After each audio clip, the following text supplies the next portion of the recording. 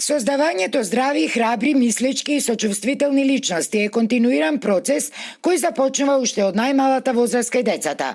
Најпрвин во семејството, потоа во училиштето, но секогаш како заедничка спрега помеѓу овие два клучни чинители. За таа цел Министерството за образование и наука веќе спроведува редица реформни промени, со краен исход дека знаењето е тесно поврзано со емпатијата и чувствата кај учениците.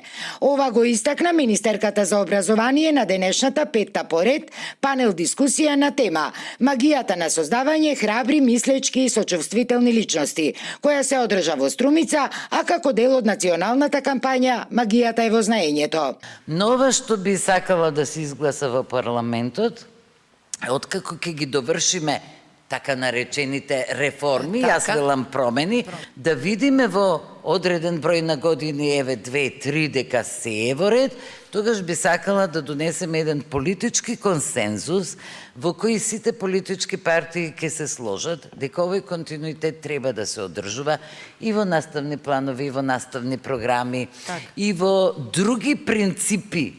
Значи, дека која власт и да дојде, ке се придржува до тие принципи. Се разбира, во таа една декларација ќе има место за знаењето, место за наставниците, место за учениците, место и за политичарите. И да ја донесеме таа и да се придржуваме на таа, за да не правиме деструктивни процеси де факто во образованието.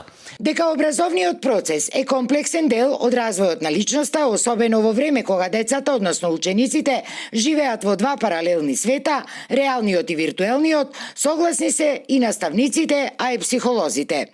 Тие сметаат дека првиот пример на кој се огледуваат децата се родителите и наставниците, па затоа тие треба да бидат особено внимателни во тоа што и како им презентираат на децата.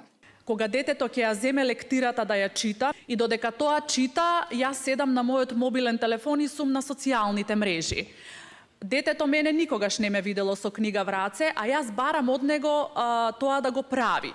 И сега моделот родителски во тој случај е крајно негативен. Да. Па и моделот професорски или наставнички за учениците кои доаѓаат за прв пат во училиште не доаѓаат само со ранчето на грбот, со книгите. Доаѓаат со два ранци на грбот.